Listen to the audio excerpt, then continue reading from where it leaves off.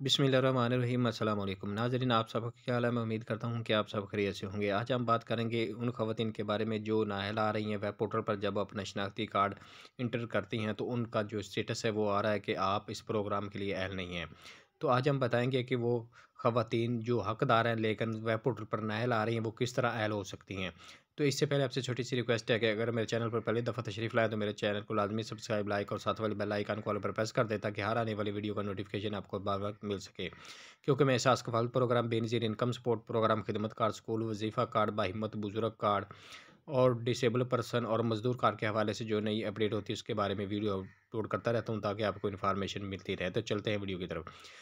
तो अगर आप एहसास प्रोग्राम यानी जो बेनज़ीर कफ़ालत प्रोग्राम है इसके लिए अहल होना चाहते हैं तो सबसे पहले अगर आपने अपना जो शनाख्ती कार्ड है CNIC चेक करवाया है, आप नाअहल आ रहे हैं, तो इसके लिए सबसे पहले तो आपने अपनी सिमें चेक करवानी है कि आपके नाम कितनी हैं और आपके पास कौन-कौन सी सिमें चल रही हैं। या आपके पास सिमें तो आपकी 5 हैं लेकिन आपके जो पास सिम है वो 1 ही है, बाकी का पता नहीं। तो जो सिम्स हैं उनका पता करके आपने उनको बंद करवा देना है। और दूसरी बात ये है कि आपके नाम या आपके हस्बैंड के नाम ऐसी चीज़ें नाम हों, उनका भी पता आपने करवाना है कि उनके नाम चीज़ें मसलन कोई गाड़ी मोटरसाइकिल आप लेते हैं तो वो आप बेच देते हैं लेकिन आपके नाम रहती है। तो जो चीज़ें आपके नाम हैं और आपके पास मौजूद नहीं, उन चीज़ों को आपने आपके नाम से ख़त्म करवानी है, अपने नाम से भी और अपने ख़ावंद के नाम से भी। तो क्योंकि जिन चीज़ों का डेटा कंप्यूटर पर या एफबीआर के पास या बैंक का डेटा है वो जो जांच पड़ताल गवर्नमेंट करती है उनके पास शो होता है।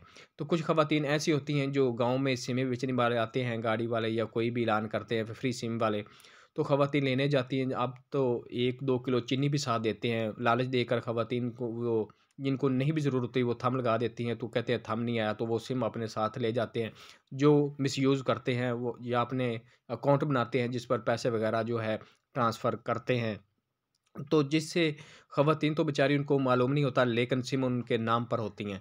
तो ऐसी सिमें आपको बंद करवाने से बहुत फ़ायदा होगा। एक तो मिसयूज़ होने से आप किसी भी या कार्रवाई भी या इस तरह की कोई सिक्योरिटी मामला से आप बच जाएँगे और दूसरा कि आपकी जो ट्रांज़ैक्शन जो गवर्नमेंट की नज़र में आपको मसलन ट्रांज़ैक्शन हो रही है वो बंद हो जाएँगी कि क्योंकि आप तो मसलन आप इस काबिल नहीं है या आपके पास इतने पैसे नहीं हैं लेकिन आपकी सिम पर जो अकाउंट वगैरह है वो इतने पैसे ट्रांसफ़र हो रहे हैं या पैकेज लग रहे हैं।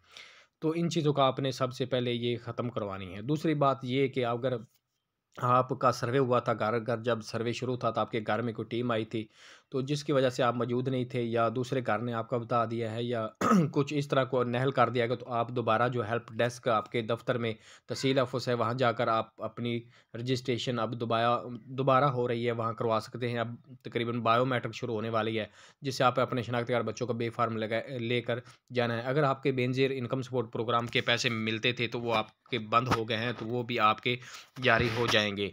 इसके लिए आपको दोबारा से सर्वे बायोमेट्रिक करवाना होगा।